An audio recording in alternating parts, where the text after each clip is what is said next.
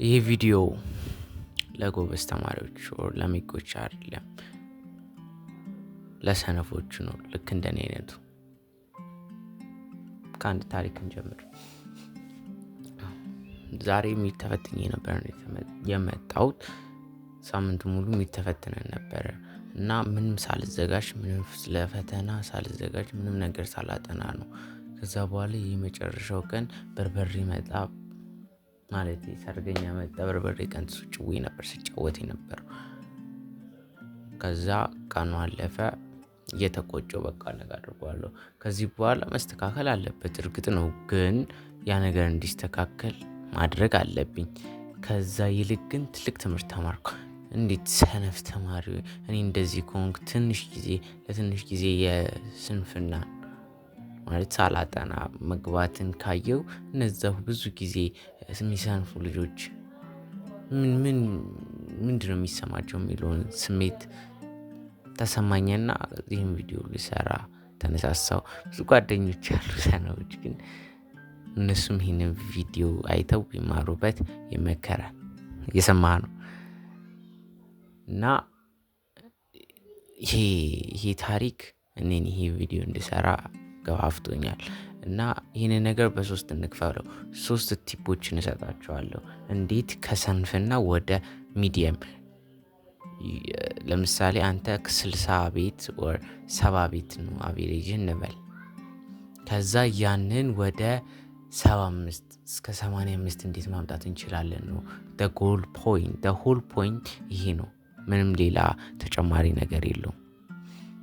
እና በሶስት ነገሮች ብያችኋለሁ። እና የመጨረሻው ቦነስ ነው። አንዱ ምርጥ ቦነስ ነው። እና የመጀመሪያው it's one rule ነው። one rule የሚባል ነው። ሁለተኛው it's YouTube። ሶስተኛው ደግሞ ሚዲየም የምንለው ነው። እና የመጨረሻው ቦነስ ምርጥዬ ነው። ተከታተሉኝ እስከ መጨረሻው ድረስ። እና የመጀመሪያው ነገር ምን መሰላችሁ? ዋን አወር ሩል አይደለ? ዋን አወር ሩል ምን መሰላችሁ? በቀን ቢያንስ ቢበዛ ራሱ 1 ሰዓት ማጥናት። እናንተ አሁን ለምሳሌ የማጥናት ልማዱ ከሌላችሁ ሁልጊዜ ዩቲዩብ ከኋላ ያሉትን ብታያቸው ስለ 1% ሩል ነው ማወራው። በቃ ትንሽ በትንሽ ነው የሚያድገው። እኔም ገና 1% ላይ ነኝ። ገና 2% 3% እያለን እያሳደግን ነው። ሁሉንም ነገር ልናሸንፍ ሰቃይ ልንሆን የምንችለው ነው ዋናው ዓላማ።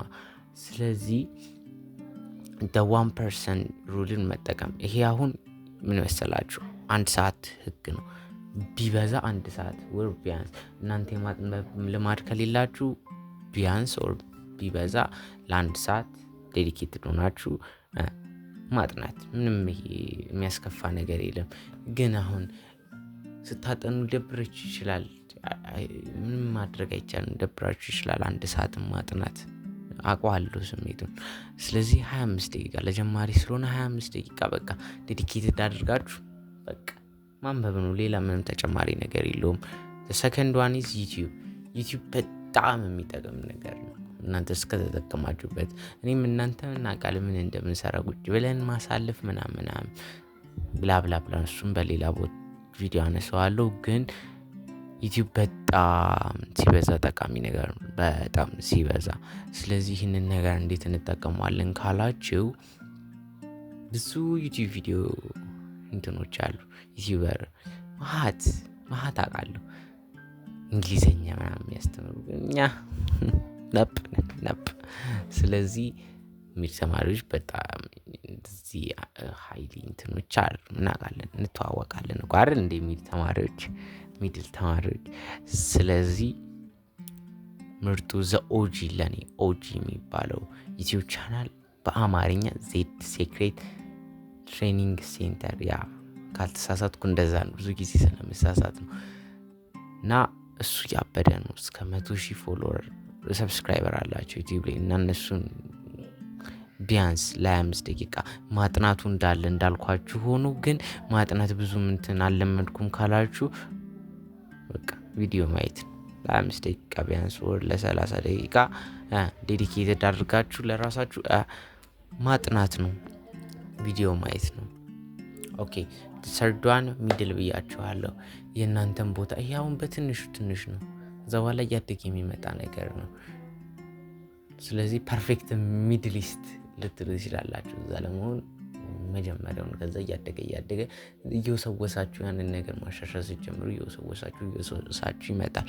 ከዛ ሶስተኛው ደግሞ ሚድል መሀል ላይ መቀመጥ፣ ወደ መሀል አካባቢ መቀመጥ ነው ቲፑ ማለት።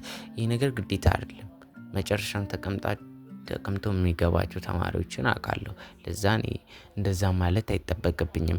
ነገር ግን ለምሳሌ እነዛ ከኋላ ስትቀመጡ ግን የሚረብሿችሁ ተማሪዎች፣ በጣም የሚያስለፈልፏችሁ፣ ምንም በቃ እንዳታጠኑ እንዳታነቡ ከሆነ ካትኦፍ ማድረግ ነው። እሺ ካትኦፍ ማድረግ ነው። ያው ደግሞ ዝም በይ ማለት ነው። ከዛ በኋላ የተሻለ ውሳኔ ደርሳችሁ በቃ ራሳችሁን አፕዴት ማድረግ ነው ዋናው ዓላማ። ቦነስ በቃ እነዚህ ሶስቱን አጠቃለን። እነዚህ ሶስቱ የሚያስኬዷችሁ ናቸው። ግን ይህንን አራተኛውን ካላደረጋችሁ ወፍ ምንም የሚሳካላችሁ ነገር የለም። አራተኛው ደግሞ ምን መሰላችሁ? አራተኛው ከእግዚአብሔር ጋር ያላችሁን ኮኔክሽን ማስፋት ነው። ምንም ተጨማሪ ነገር የለውም። ከእግዚአብሔር ጋር ያላችሁን ኮኔክሽን ካሰፋችሁ ፔስ ነው ሁሉም ነገር። ስለዚህ ምን ይላል መሰላችሁ ቃሉ? ፈረስ ለውጊያ ይዘጋጃል፣ ድል ግን ከማን ነው? ከእግዚአብሔር። ከማን? ከእግዚአብሔር ነው። ስለዚህ ዘሞር ታጠናለህ፣ ዘሞር ሃርድ ወርክ፣ ዘሞር ስማርት ወርክ ታደርጋለህ። ድል ግን ከማን ነው? ከእግዚአብሔር ነው። ብዙ ጊዜ እንደዚህ ወድቅ ያለ ምናምን ብዬ ግን ሰርቼ ከዛ ዝቅተኛ ወጣ የመጣ ምናምን ብዬ አስቤ ግን የሚመጣልኝ ውጤት አርኪ። ለምን? ከእግዚአብሔር ጋር ጸሎት ማድረግ በጨረሳችሁ አይደለ? ከዛ በኋላ ጠዋት ተነሳችሁ በቃ ጌታ መድኃኒዓለም እባክህ እኔን ፈተና በጥሩ ውጤት እንዳልፍ አድርገኝ ማለት እኮ ነው። ሌላ ምንም የሚጠበቅባችሁ ነገር የለም ወፍ እውነት። ስለዚህ ይሄ ነው ላስት ቦነስ። እና ሁልጊዜ የምትጨነቁ ከሆነ ደግሞ እቺን የመጽሐፍ ቅዱስ ቃል ሁልጊዜ ይበሏት። የአንደኛው የጳውሎስ መልእክት ላይ የጳውሎስ መልእክት ምዕራፍ 5:7 ላይ አለች ትንሽዬ ፓርት የሆነ ድንገት የሆነ ጊዜ ሰምቻት ነው። በቃ አንብቧት፣ እውነት ትለወጣላችሁ። ደስ የሚል ነው። ጭንቀት ጨጓራ ወፍ ከዛ በኋላ አጋጥሞኝም አያውቅም። ስለዚህ ይህንን ካደረጋችሁ የተሻለ ለውጥ የተሻለ ቦታ ትደርሳላችሁ። ጭንቀት አጋጥሞኝ ያውቃል፣ ግን ያው በጣም እንትን ብሎ አይደለም። እግዚአብሔር ጋር ያለኝ ኮኔክሽን ግን በጣም አሳድጎልኛል። አገኛችሁኝ አይደለ? አመሰግናለሁ። እስካሁን ስለተከታተላችሁኝ አመሰግናለሁ። ከዚህ በኋላ በተሻለ ቪዲዮ በተሻለ አገባብ አቀራረጽ እንመለሳለን።